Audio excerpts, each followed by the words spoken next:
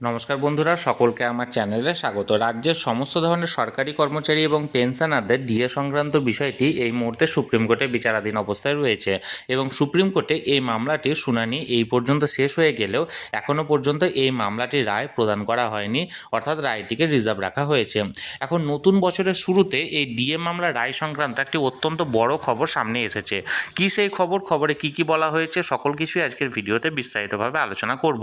ভিডিওটি DA case সংক্রান্ত অত্যন্ত গুরুত্বপূর্ণ, তাই প্রথম থেকে শেষ পর্যন্ত অবশ্যই ধৈর্য সহকারে দেখবেন এবং ভালো লেগে থাকলে অবশ্যই একটি লাইক করবেন এবং সকলের সঙ্গে শেয়ার করবেন। আর সেই সাথে এই চ্যানেলে যদি প্রথমবার হয়ে থাকেন এই রকমের ইনফরমেটিভ ভিডিও আরও দেখার জন্য যারা এখনও পর্যন্ত এই চ্যানেলটিকে সাবস্ক্রাইব করেননি তারা অবশ্যই চ্যানেলটিকে সাবস্ক্রাইব করে নিতে ভুলবেন না।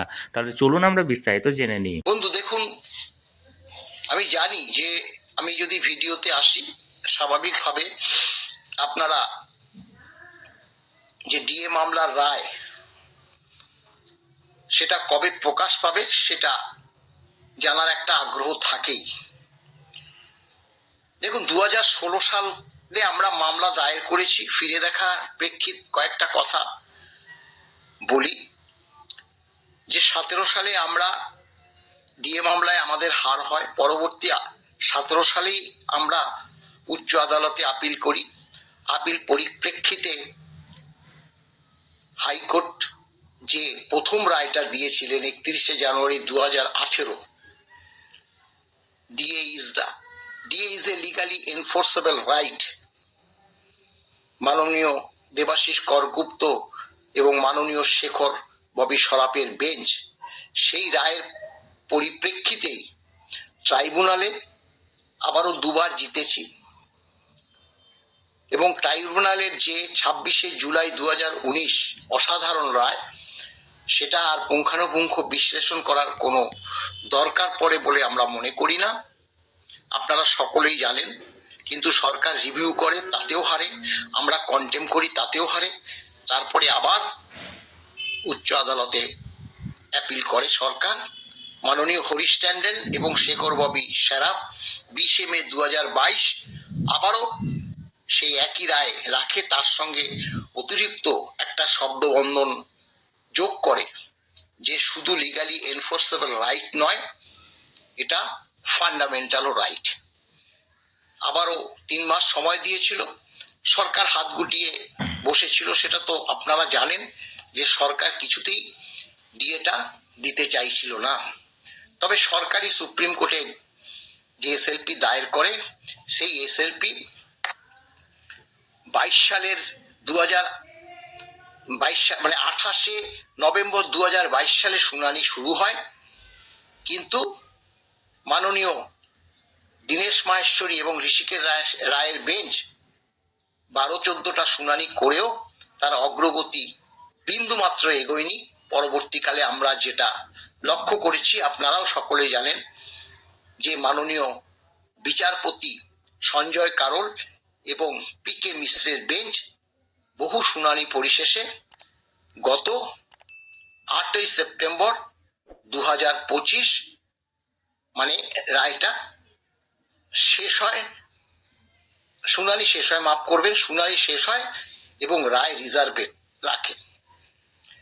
সেই রায় রিজার্ভে রাখে একটা বার্তা দিয়েছিল সরকারকে 2 সপ্তাহ আর আমাদের 1 সপ্তাহ মধ্যে, যে কোনো যদি বক্তব্য থাকে সেটা লিখিত আকারে সাবমিশন করার কথা বলেছিল, সেটাও হয়ে গেছে।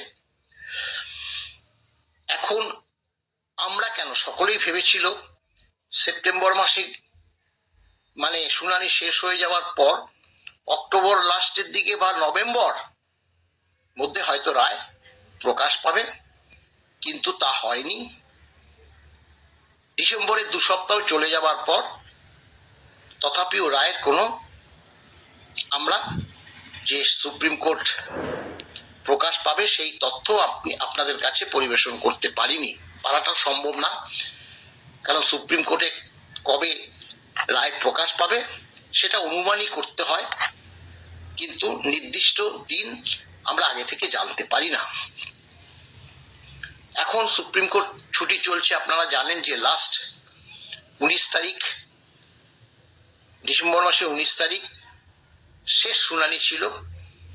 20-21 শনি রবিবার পরে 22 তারিখ থেকে 22শে ডিসেম্বর থেকে 2রা জানুয়ারি 2026 সুপ্রিম কোর্ট বন্ধ থাকবে। 2রা জানুয়ারি লক্ষ্য করেছি যে শুক্রবার, তাই শনি রবি পরবর্তী 5 তারিখে সুপ্রিম কোর্ট খুলছে।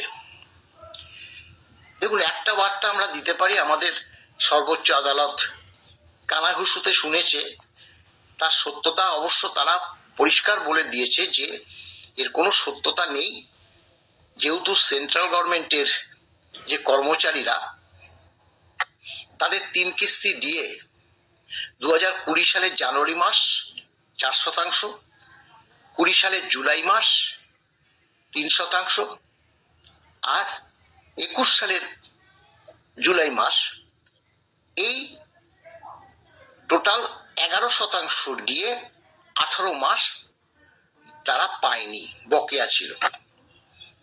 আর একবার বলি, 2020 সালের জানুয়ারি মাসে 4%, 20 সালের জুলাই মাসে 3%, 21 সালের জানুয়ারি মাসে 4%, 4 4 8 আর 3 11% দিয়ে 18 মাস পায়নি।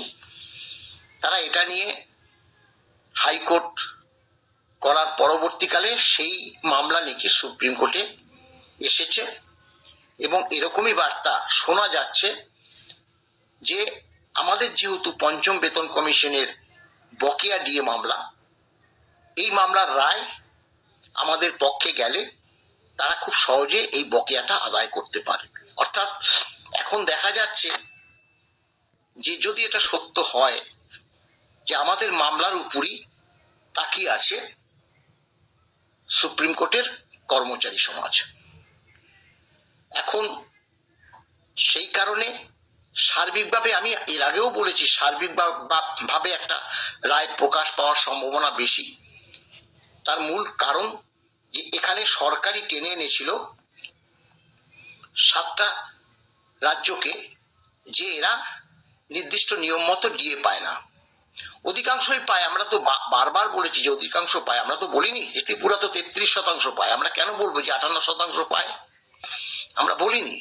আমরা বলেছি যে অধিকাংশ রাজ্য সরকার তাদের এআইসিপিআই মেনে নির্দিষ্ট নিয়মে দিয়ে দেয়, অর্ডারটা প্রকাশ পেতে 2-4 মাস দেরি হলেও তারা বকেয়া পায়। এটাই আমরা লক্ষ্য করেছি, সবাই তাই জানে। সেক্ষেত্রে এই যে 7টা স্টেট যদি না দিয়ে থাকে, তাহলে তারা কেন পাবে না? সেটা তো সর্বোচ্চ আদালত, তো দেশের আদালত, হয়তো তারা সেই দিকটা দেখবে। তারা দেখবে যে পশ্চিমবঙ্গ সরকারের কর্মচারী তারা ডিএ পাচ্ছে না, কিন্তু তাদেরই কর্মচারী দিল্লি চেন্নাইতে বসে যখন কাজ করছে তারা কিন্তু মানে all India consumer price index অনুসারে ডিএটা পাচ্ছে। এই যে ঘটনাক্রম মানে পরম্পরা, সেগুলোকে যদি বিচার করে তাহলে all India consumer price index অনুসারে যাতে ডিএটা হয় সেই দিকটাই হয়তো, আমি সবসময় বলছি হয়তো, দেখুন আমরা অনুমান করে বলি সর্বোচ্চ আদালত কি রায় দেবে, রায় আমাদের পক্ষে যাবে কিনা সেটাও তো বিচার্য বিষয়। আমরা আশা করছি আমাদের পক্ষে রায়টা যাবে। আমি বারংবার বলেছি, কারণ ট্রাইব্যুনাল 2বার জিতেছি, কন্টেমেও হয়েছে, আমরা উচ্চ আদালতে 4বার জিতেছি, রিভিউর সঙ্গে মূল মামলাতে 4বার জিতেছি, 6বার। সুপ্রিম কোর্টও মনে করেছে যে না, ডিএ মামলা অনেক দেরি হয়ে গেছে, এবং কর্মচারীদের পক্ষেই ডিএ মামলা যাওয়ার দিকটা তারা বিবেচনা করেই বলেছিল 50% পরবর্তী 25% ডিএ দেওয়ার কথা বলেছিল মে মাসের 14 তারিখ। তা এখন সেক্ষেত্রে আমরা তো আশা করতেই পারি আমাদের পক্ষে যাবে। তাই আজ আগামীকাল 1 জানুয়ারি, আর তার 4 দিন পরে অর্থাৎ 5 তারিখে সর্বোচ্চ আদালত খুলছে। আমরা আশা করছি যে সোমবার খুলছে, সোম থেকে শুক্র, না হলে পরবর্তী যে সোম থেকে শুক্র সেকেন্ড উইকে, এই 2 সপ্তাহের মধ্যে রায়টা হয়তো প্রকাশ পাবে। তারপর তার এই 15 দিনের মধ্যেও যদি প্রকাশ না পায় 2 সপ্তাহের মধ্যে, সত্যি সেটা সেক্ষেত্রে আমাদের যে দুর্ভাগ্য, কোথায় গিয়ে দাঁড়াবে আমরা জানি না, আশা করছি। এখন দেখা যাক কি হয়। আপনারা ভালো থাকুন। তাহলে বন্ধুরা, অন্যতম মামলাকারী সংগঠন কনফেডারেশন অফ স্টেট গভর্নমেন্ট এমপ্লয়িজের সাধারণ সম্পাদক মলয় মুখোপাধ্যায় মহাশয় ডিএম মামলার রায় সংক্রান্ত অত্যন্ত গুরুত্বপূর্ণ আপডেট দিলেন। এই নিয়ে যদি আপনাদের কোনো কিছু জানার থাকে অবশ্যই কমেন্ট করুন, আর ভিডিওটি ভালো লেগে থাকলে অবশ্যই একটি লাইক করুন এবং সকলের সঙ্গে শেয়ার করুন। আর সেই সাথে এই চ্যানেলে যদি প্রথমবার হয়ে থাকেন এই রকমের ইনফরমেটিভ ভিডিও আরও দেখার জন্য যারা এখনও পর্যন্ত এই চ্যানেলটিকে সাবস্ক্রাইব করেননি তারা অবশ্যই চ্যানেলটিকে সাবস্ক্রাইব করে রাখুন। ধন্যবাদ, দেখা হচ্ছে পরের ভিডিওতে।